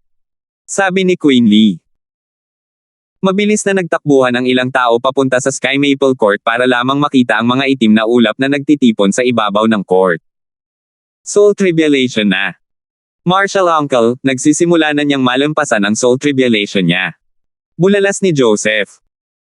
Bilang isang alchemist, ang pinakadakila niyang hiling ay ang makatawid sa isang Soul Tribulation ng isang beses. Nang buksan ng mga martial artist ang Sea Transformation Realm, ang Soul Sea Realm ay sumasalungat sa kalangitan. Kaya naman, kapag ang mga martial artist ay nag-cultivate hanggang sa Soul Sea Realm at higit pa, haharapin nila ang pagsubok ng makalangit na kapigatian. At kapag ang mga alchemist ay nakapag-cultivate ng lampas sa Soul Sea Realm, ang kanilang soul force ay magkakaroon ng kwalitatibong paglukso. Ang bawat tagumpay ay magdudulot din ng pagbaba ng makalangit na kapigatian. Gayunpaman, ang makalangit na kapigatian para sa mga alchemist ay naiiba sa mga martial artist. Tina-target lamang nito ang banal na kaluluwa. Kaya naman, tinawag itong kapigatian ng kaluluwa.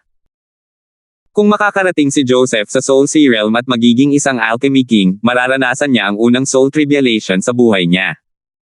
Maliban na lang. Ang hakbang na ito ay napakahirap para sa kanya. Hindi kalakihan ang maitim na ulap na iyon, ngunit ang lubhang nakapangangilabot na enerhiya ay nakapaloob dito, na pumupuno sa puso ng mga tao ng pangamba. Di nagtagal, nagsimulang bumagsak ang maliliit na kidlat, direktang tumagos sa loob ng tirahan, at dumagundong sa lugar kung saan nakakulong si Sky Maple. Ang kidlat ay lalong lumakas at lalong sumidhi. Ang pagkamangha pa lamang ay nakakapanghina na ng loob ng mga martial artist ng Crystal Formation Realm. Nang makita ni Mateo ang pamilyar na eksenang ito mula sa malayo, walang hanggang emosyon ang bumalot sa kanyang puso. Sa kanyang nakaraang buhay, nalampasan na niya ang 12-dosenang mga paghihirap ng kaluluwa at pamilyar siya rito. Pero sa buhay na ito ang unang pagkakataon na nakakita si Mateo ng parang kapigatian ng kaluluwa. Natural nitong pinukaw ang kanyang walang hanggang pag-alala. Dahil tinawag itong Soul Tribulation, isa itong kalamidad para sa banal na kaluluwa ng martial artist. Maraming alchemist ang bumagsak sa Soul Tribulation, ang kanilang mga kaluluwa ay kumalat sa hangin. Ang mga alchemist na kayang tumawid sa 12-dosenang mga kapigatian ng kaluluwa at maabot ang tugatog ay pawang halos walang talo na mga nilalang. Sa nakaraang buhay ni Mateo, ganito ang hakbang-hakbang na paglalakad patungo sa tuktok. Pero sa buhay na ito, naniniwala siyang makakalakad pa rin siya ng ganito ng paunti-unti patungo sa tuktok. Hindi, sa buhay na ito, gusto pa niyang maglakad ng mas malayo. Tila hindi napansin ng 4 na tao sa paligid niya ang pagiging matapang ni Mateo. Pinagmasdan nila ang eksenang ito ng may pag-aalala. Pagkalipas ng halos 1 oras, unti-unting humina ang kidlat. Nagsimula na ring maglaho ang maitim na ulap sa kalangitan. Sa wakas ay natapos na ang Soul Tribulation. Tuloy kayong lahat. Tinawag sila ni Sky Maple papasok.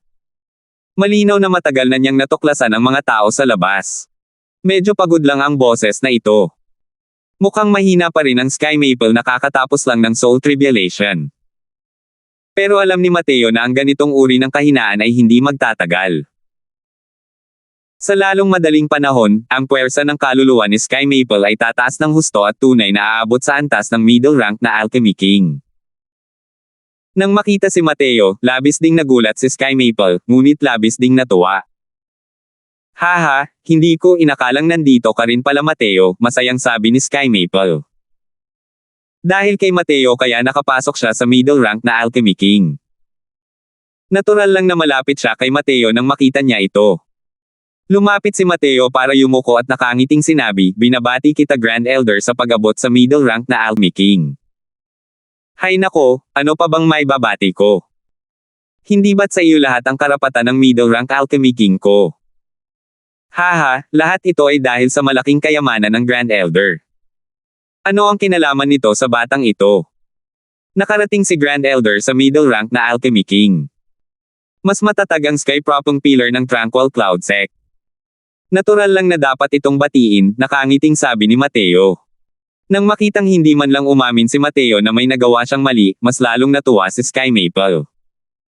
Ngumiti siya ng marahan at sinabing, maganda ito. Pagkatapos gumaling ang matandang ito ng ilang araw, sisimulan ko ng pinuhin ang soul luring pills. Jack, Pot, Ian, kailangan din ninyong dalawa na magporsige pa sa hinaharap at magsikap na makarating sa half-step Soul Sea Realm sa lalong madaling panahon. Sa ganitong paraan, ang aking Tranquil Cloud Sect ay magkakaroon ng 3 eksperto sa Soul Sea Realm, at ang ating lakas ay lubos na tataas. Tingnan natin kung maglalakas loob pa rin ang Heavenly Sky Sect na apihin ang aking Tranquil Cloud Sect. Nang sabihin ni Sky Maple ang mga salitang iyon, ang 4 na tao ay labis na nabalisa kaya't nanginig sila ng walang tigil. Ang Soul Luring Pill ay isang medicinal pill na tutulong sa mga eksperto sa Sea Transformation Realm na makarating sa Soul Sea Realm. Kinakailangan nito ang cultivation ng middle rank Alchemy King para makapag-refine. Pero ilang taon na ba ang nakalipas simula nang lumitaw ang isang middle rank na Alchemy King alchemist sa Tranquil Cloud Sect? Kung ang Tranquil Cloud Sect ay makakagawa ng 3 Soul Sea Realm powerhouse ng sabay-sabay, maaari silang tumalon sa gitnang bahagi ng 8 dakilang sekta. Kailangang muling suriin ang ibang mga sekta bago isipin ang pag-api muli sa Tranquil Cloud Sect. 288. Ang lakas ng mga alchemist ay nakalatag dito. Noon, ang dahilan kung bakit hinayaan ni Uyang Tuotian na umunlad ang Tranquil Cloud Sect sa tuktok ng ilang panahon ay dahil dito. Hanggat mayroon silang sapat na mapagkukunan, maaaring sapilitang gumamit ang mga alchemist ng mga medicinal pills para mag-ipon ng maraming powerhouse. 3 powerhouse ng Soul Sea Realm. Kahit na 3 lang sila sa first level Soul Sea Realm, tiyak na isa rin silang puwersang hindi maaaring baliwalain ng karamihan sa Southern Domain. N. Mateo, nakarating ka na sa 7th level Spirit Condensation Realm. Ito. Hindi ba't masyadong mabilis ang cultivation speed na ito? Biglang napansin ni Sky Maple ang pagbabago ni Mateo at nagulat na napasigaw. Matagal na rin niyang naririnig ang tungkol dito patungkol sa bilis ng paglilinang ni Mateo. Ang mga salitang ito ay higit na nag-aalala na ang pundasyon ni Mateo ay magiging marupok. Napansin ni Mateo ang pag-aalala ni Sky Maple at nakangiting sinabi, may ilang naunawaan ang disipulo noong sumali siya sa Sect Grand Competition ilang araw na ang nakalipas, kaya hiniram ko ang momentum para makalusot. Tumanggaw si Sky Maple at sinabing, kung gayon ay mabuti iyan. Ayos lang iyan. Dahil sa talento mo, sayang ang pananatili sa aking Tranquil Cloud Sect. Pero huwag kang mag-alala, tiyak na suportahan ka ng sekta ng buong lakas namin. Lubos na naramdaman ni Sky Maple na ang Tranquil Cloud Sect ay wala talagang gaanong kaakit-akit kay Mateo. Ang tanging maipapakita niya lang ay ang kanyang suporta sa ganitong bagay. Nagmamadaling sinabi ni Mateo, saan naman nanggaling to, Grand Elder? Sa paglalakad ko hanggang dito, nakatanggap ako ng maraming biyaya mula sa sekta. Kahit saan ako maglakad, ang Tranquil Cloud Sect ang magiging ugat ko. Ang mga salita ni Mateo ay may dalawang patong ng kahulugan. Ang una ay upang ipahayag na hindi niya kakalimutan ang Tranquil Cloud Sect. Ang pangalawa ay upang bigyan si Sky Maple ng isang bakuna na tiyak na aalis siya sa Tranquil Cloud Sect sa hinaharap. Dahil nasaksihan niya ang talento at kakayahan ni Mateo, malinaw na hindi magiging inosente si Sky Maple para isipin na kayang hawakan ni Mateo ang isang maliit na Tranquil Cloud Sect. Pero sapat na ang pangungusap na ito mula kay Mateo. Mabuti, mabuti. Mabuti naman at ganito ang puso ninyo. Magpahinga muna kayong lahat. Magpapahinga muna ang upuang ito ng ilang araw bago kayo muling ipatawag, sabi ni Sky Maple. Biglang nagsalita si Queen Lee sa oras na ito, Tio Marshall, dahil nakalabas ka na sa pag-iisa, nagkataong may gustong pag-usapan sa iyo ang pamangkin ni Marshall. Oh, pakinggan natin. Alam ni Sky Maple na si Queen Lee ay hindi isang taong mahina at walang lakas ng loob. Dahil may gusto siyang pag-usapan dito sa oras na ito, tiyak na malaking bagay ito. Ikinwento ni Queen Lee ang tungkol sa Heavenly Sky Sect. Inaanyayahan ang 7 sekta na sama-samang galugarin ang mistiko na kaharian sa Sky Maple ng detalyado at tinalakay din ang mga conclusion ng iilang tao. Nagulat na tiningnan ni Sky Maple si Mateo. Tumanggaw siya at sinabing, napakalohikal ng pagsusuri ni Mateo. Kailangan na nating umalis sa biyaheng ito. Tiyak na magiging kakaiba ang mahiwagang kaharian na ito. Hindi natin maaaring palampasin ang pagkakataong ito. Sa tingin ko ay nakapagdesisyon na kayo. Sumulyap din si Queen Lee kay Mateo at sinabing, Opo, Marshall Uncle. Napagpasyahan kong hayaan si Julian na pamunuan ang team at pumili rin ng ilang personal disciples at elite disciples para pumunta roon. Gusto lang talaga ni Mateo na sumama. Ibinato ni Sky Maple ang kanyang kamay nang marinig iyon at sinabing walang pakialam, kung gusto niyang umalis, hayaan mo na siyang umalis.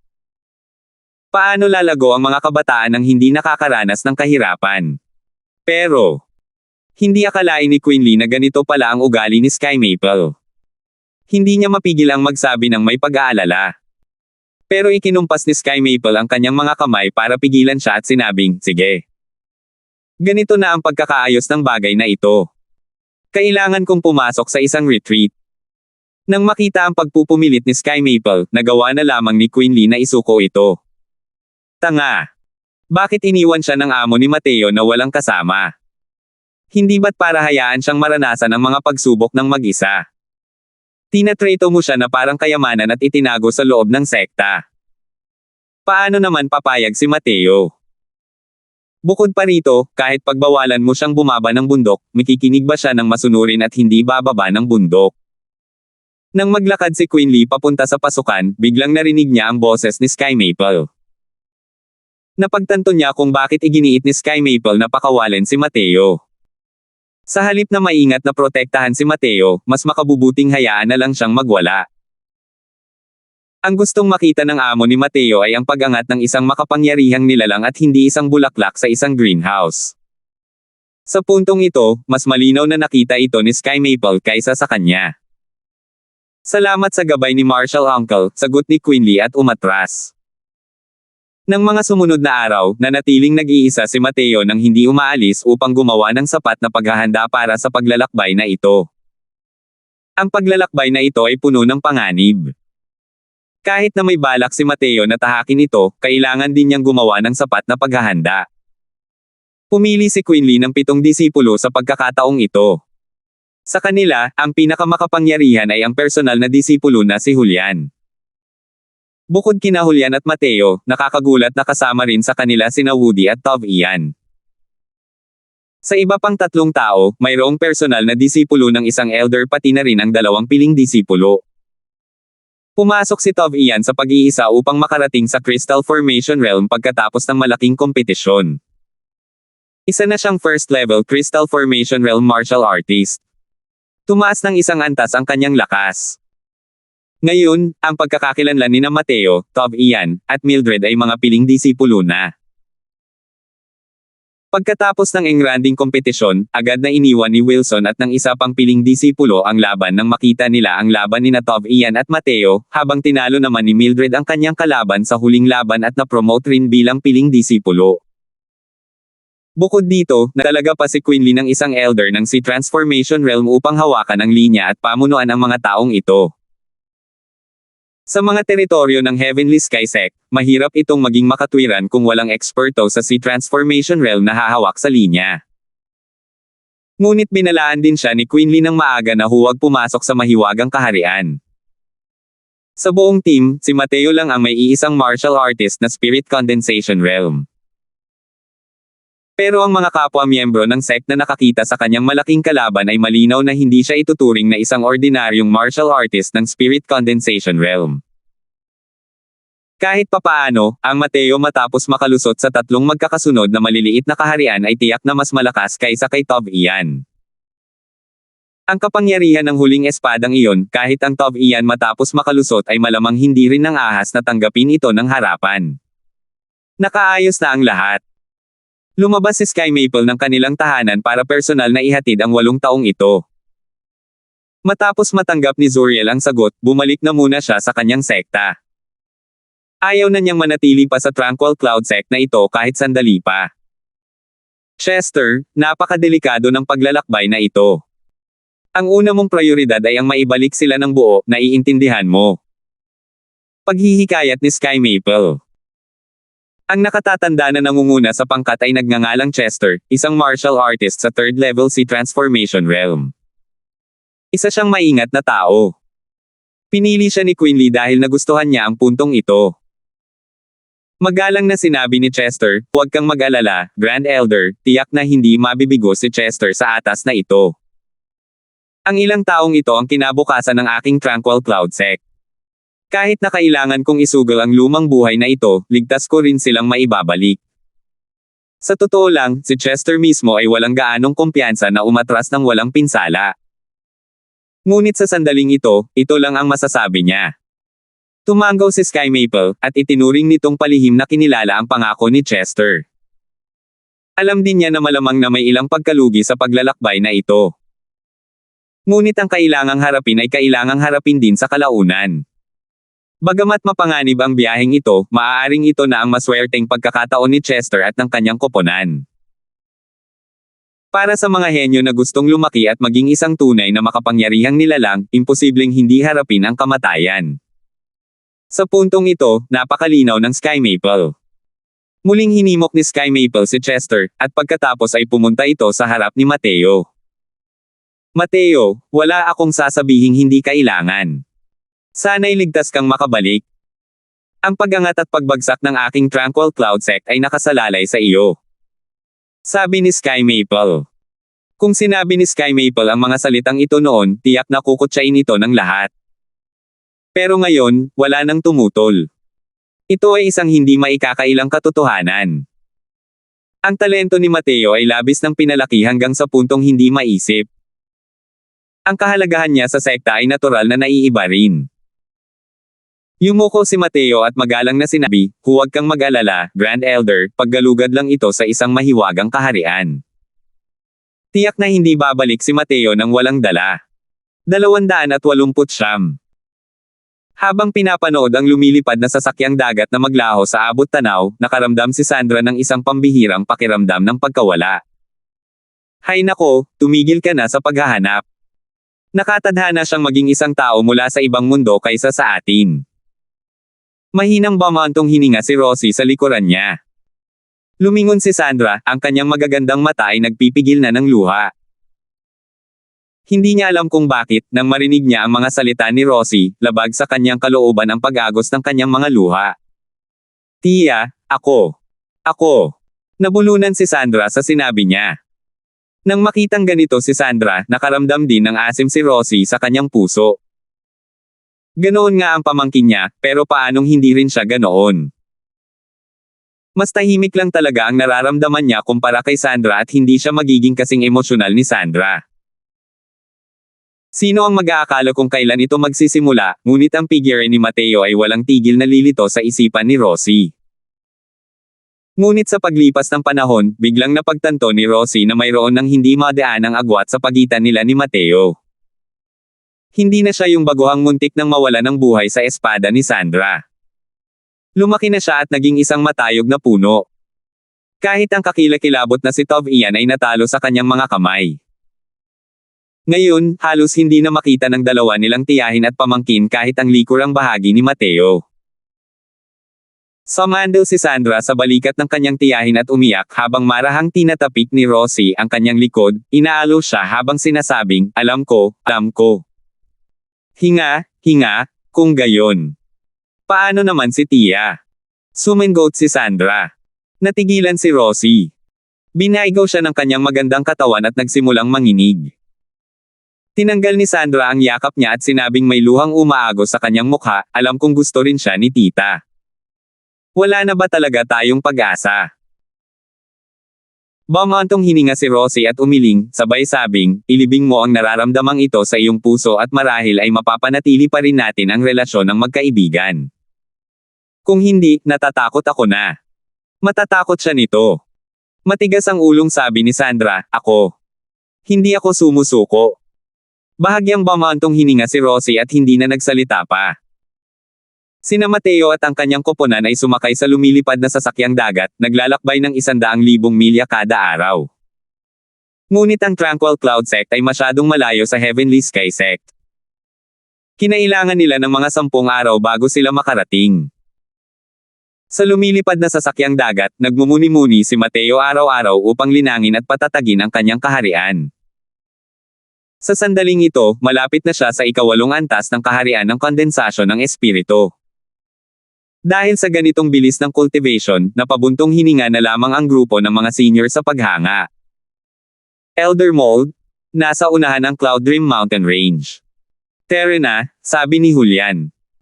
Tumanggaw si Chester, at bumaba ang 8 sa lumilipad na sasakyang pandagat. Ang mga koordinasyon na iniwan ni Zuriel para sa Tranquil Cloud Sect ay ang Cloud Dream Mountain Range na ito, na siya ring pasukan patungo sa hindi kilalang mystical na kaharian na iyon. Ang pagsakay sa lumilipad na sasakyang dagat ay madaling magugulat sa mga demonyong halimaw sa kabundukan. Kaya naman, pinili ng grupo ng Tranquil Cloud Sect na bumaba muna sa lumilipad na sasakyang dagat at maglakad. Sa unahan, ang malalawak na hanay ng mga bundok ay nagtataasan hanggang sa mga ulap. Ito ay mukhang napakataas at kahanga-hanga. Ang Cloud Dream Mountain Range na ito ay isang sikat na danger zone sa loob ng mga hangganan ng Heavenly Sky Sect. Hindi lamang may mga demonic beast na nagliliparan sa loob, kundi mayroon ding lahat ng uri ng makamandag na miasma sa mga bundok. Kahit ang isang martial artist ng Crystal Formation Realm na walang ingat na pumapasok sa kailaliman ay maaaring hindi makabalik ng buhay, sabi ni Chester. Nakarating na tayo sa kabundukan.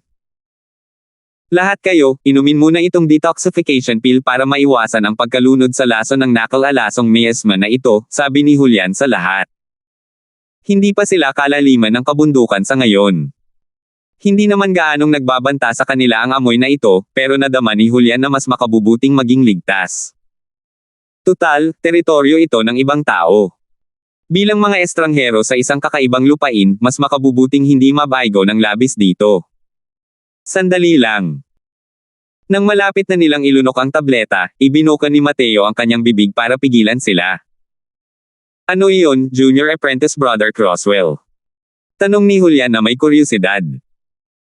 Kumuha si Mateo ng isang bote ng mga tableta at iniabot ito kay Julian, sabay sabing, gamitin mo ang mga gamot ko. Ito. Hindi sinasadyang nag-atubili si Julian. Ang kinakain nila ay tier 3 detoxification pills, ngunit si Mateo ay isa lamang alchemy master. Mas mainam kaya ang mga medicinal pills na pinino niya kaysa sa mga pinino ng mga elder ng pill hall. Pero alam ni Julian na hindi gagawin ni Mateo ang ganitong kalokohang bagay dahil sa personalidad niya. Hindi niya maiwasang mag-atubiling.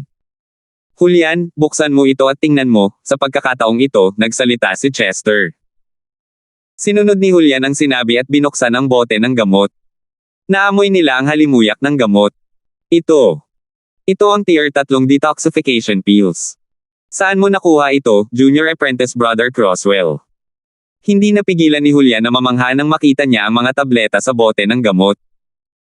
Hindi bago sa mga martial artist ang mga medicinal pills. Ang bote ng tabletang ito na ibinigay ni Mateo ay malinaw na tier 3 detoxification pills din, ngunit ibang-iba ito sa mga dala nila. Kahit hindi pa nila ito nakakain, ramdam na ni Julian mula pa lang sa amoy ng gamot na ang mga detoxification pills na ito ay mas mainam kaysa sa mga pinino ng mga matatanda. Si Mateo ay isa lamang martial artist sa spirit condensation realm. Saan nagmula ang kanyang mga medicinal pills?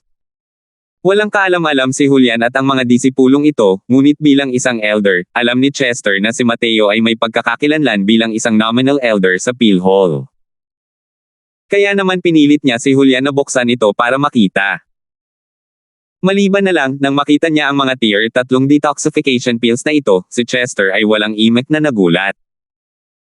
Maaari kayang pinuhin mismo ni Mateo ang mga gamot na ito. Malinaw na sinabi ni Chester na imposibleng pinuhin ng mga elder sa pill hall ang mga ganitong detoxification pills kahit pa personal na inasikaso ni Grand Elder Sky Maple ang bagay na ito.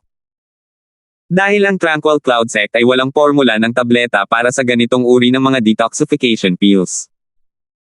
Hindi nagulat si Chester na alam ni Mateo ang ganitong uri ng bagong formula ng tableta. Pero kung mapipino ni Mateo ang tier 3 medicinal pills na may alchemy master status, nakakagulat iyon. Si Chester ay nabuhay ng hanggang sa katandaan at nakakita ng maraming spirit condensation realms na nakipaglaban sa crystal formation realms, ngunit hindi pa niya nakita ang mga martial artist ng spirit condensation realm na nakakapagpino ng tier 3 medicinal pills. Ito ang unang pagkakataon na nakaramdam si Chester ng paghanga at paggalang sa isang martial artist ng spirit condensation realm. Nakakagulat talaga itong si Mateo. Sa simula ay ayaw din ni Mateo na makaakit ng masyadong atensyon, ngunit bahagya niyang naramdaman na ang Cloud Dream Mountain Range na ito ay tila hindi normal. Para sa kaligtasan ng mga kapwa-miyembro, mas mabuting inumin na lang niya ang mga detoxification pills na ito. Hindi lamang kayang lutisin ng kanyang mga detoxification pills ang lason sa loob ng katawan, kundi kayang lutisin din nito ang poison miasma na nakaapekto sa banal na kaluluwa ng sabay. Si Mateo ang ninuno ng paggamit ng lason. Sa isang malawak na sulyap, alam niya na ang lason sa malalalim na bahagi ng Cloud Dream Mountain Range na ito ay malamang na may epekto sa banal na kaluluwa. Kaya naman uminom siya ng sarili niyang mga detoxification pills. Ganito nakuha ang pangalan ng Cloud Dream Mountain Range. Kapag ang banal na kaluluwa ng isang martial artist ay nahawaan ng poison miasma, malamang na mahuhulog sila sa isang ilusyon o kabaliwan. Kung hindi sila magagamot sa oras, sa huli ay pahihirapan sila ng poison miasma na ito hanggang sa kamatayan. Ngumiti lang si Mateo at sinabi kay Julian, huwag ka nang magtanong pa, senior apprentice brother mo. Sasaktan ka ba ni Junior? Nakaramdam ng pagkailang si Julian at nakangiting sumagot, saan naman nanggaling yan, Junior Apprentice Brother Crosswell. Nagulat lang talaga ako. Ubo. Mga Junior, inumin natin lahat ang detoxification pill ni Junior Apprentice Brother Crosswell. Mukhang mas mabisa ang mga medicinal pills niya kaysa sa mga dala natin. Ipinamahagi ni Julian ang mga gamot sa iba at nilunok din ang isa. Napansin lang ni Julian na hindi kumain si Mateo pagkatapos niyang inumin ang medicinal pill. Hindi niya napigil ang magtanong, Junior Apprentice Brother Crosswell, bakit hindi ka kumakain? Ngumisi si Mateo at sinabing, hindi ko na kailangan. Walang bisa ang amoy na ito laban sa akin. Natulala si Julian. Sa katunayan, natuklasan niya na mayroon talagang bakanteng espasyo sa paligid ni Mateo. Ang miasmong ito ay hindi talaga kayang lumapit kay Mateo. Ito ay masyadong kamangha-mangha. 270. Hindi pwede. Mateo, bakit hindi ka mahawakan ng nakalalasong miasma na ito? Gulat na bulalas ni Julian. Tumawa si Mateo at sinabing, mayroon akong mahiwagang kayamanan na kayang pumihil sa nakalalasong miasma na ito. Tila natauhan si Julian.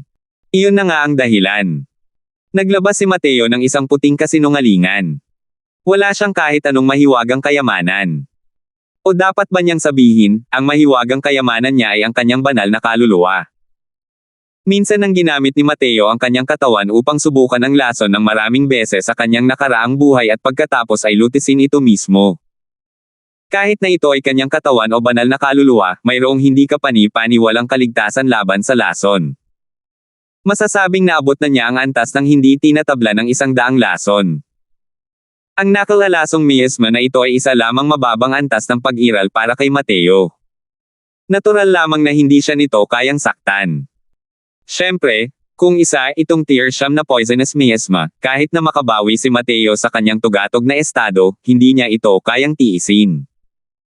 Ang kakilakilabot ng isang tier siyam na toxic miasma ay isang bagay na hindi kayang intindihin ng mga ordinaryong tao. Sige, nakina ng lahat ang mga table tasks. Tara na, sabi ni Chester. Pilit na pinigilan ng grupo ang pagkamangha sa kanilang mga puso at nagsimulang magtungo sa kailaliman ng Cloud Dream Mountain Range, naglalakad patungo sa mga koordinasyon na ibinigay ng Heavenly Sky Sect. Ang lakas ng pangkat na ito ay hindi kapani-paniwalang makapangyarihan. Hindi talaga kayang lumapit ng mga normal na low-tier demonic beast. Naglakad ng ilang sandali ang grupo nang walang anumang sagabal ngunit may narinig silang mahinang ingay ng mga tao sa unahan. Habang naglalakad palapit para tingnan, isang grupo ng matipunong lalaki ang nakapalibot sa dalawang babae sa gitna na parang may hinihingi. Ang dalawang babae, ang isa ay nakasuot ng mapusyaw na dilaw na tonika, at ang isa naman ay nakasuot ng puting damit na akmang-akma sa katawan. Karaniwan lang ang kanilang mga itsura. Lalo na ang babaeng nakasuot ng mapusyaw na dilaw na tonika. Mayroon pa siyang pangit na birthmark sa mukha na nagpapasuka sa mga tao kapag nakita nila ito. Nakakapangilabot iyon. Bukod pa rito, mapatla at mukhang may sakit siya, at ang mukha niya ay namumula na parang may kakaibang sakit. Pero hindi mababa ang kaharian ng dalawang tao. Nasa paligid sila ng pangalawa o pangatlong antas ng Crystal Formation Realm. Hoy, pangit na babae. Bakit hindi mo pa isinusuko ang Crow Orchid Ganoderma? Kung patuloy mong hindi alam kung ano ang makakabuti para sa iyo, huwag mo kaming sisihin sa hindi pagiging magalang. Malamig na sinabi ng babaeng nakasuot ng puting damit, kami ang unang nakatuklas nitong Crow Orchid Ganoderma. Bakit ka namin bibigyan? Bakit mo naman gagawin yan? Dahil mas malakas kami sayo. Ang Crow Orchid Ganoderma na ito ay isang tier 4 na spirit medicine. Ang pagpapakasaya sa inyong dalawa na mga pangit ay labis na pagsasayang ng regalo ng Diyos. Haha. Biglang tumigil ang kanyang pagtawa dahil natuklasan nilang may isa pang grupo ng mga tao ang dumating. Elder Mold, mga tao sila mula sa High Clarity Sect, mabilis na nakilala ni Julian ang mga pagkakakilanlan ng mga taong ito at sinabi kay Chester Mold. Tumango si Chester. Malinaw na nakilala rin niya ang mga taong ito. Ang High Clarity Sect ay talagang humihina habang tumatagal. Bilang miyembro ng 8 dakilang sekta, gumagawa talaga sila ng isang bagay na marumi tulad ng pagnanakaw sa highway. Sabi ni Chester nang may paghamak. Ano ang dapat nating gawin, Elder Mold? Nag-aalalang tanong ni Julian. Ang High Clarity Sect ay nasa ika-4 na ranggo sa 8 dakilang sekta. Mas malakas kumpara sa Tranquil Cloud Sect. Mayroong humigit kumulang 10 tao sa grupong ito. Ang bilang ng mga tao ay mas marami pa ng kaunti kaysa sa panig ng Tranquil Cloud Sect. Malinaw na sasali rin sila sa hindi kilalang paggalugad na ito sa mistiko at kaharian. Malinaw na hindi inakala ng magkabilang panig na magkikita sila rito ng mas maaga. Bukod pa rito, nasa ilalim ito ng ganoong kailang sitwasyon. Mahigit 10 lalaki ang nang-aapi sa 2 mahinang babae. Maliwanag na hindi iyon isang bagay na marangal. Bahagyang kumunat ang noo ni Chester. Halatang iniisip din niya kung paano haharapin ang bagay na ito. Kaya, mga kaibigan mula sa Tranquil Cloud Sect, naniniwala akong pupunta rin kayo sa hindi kilalang Mystic Realm, hindi ba? Ninakaw ng 2 babaeng ito ang item ng High Clarity Sect ko. Umaasa ako na walang sino man sa inyo ang makikialam sa bagay na ito. Kung hindi, sabi ng isang eksperto sa Transformation Realm mula sa High Clarity Sect.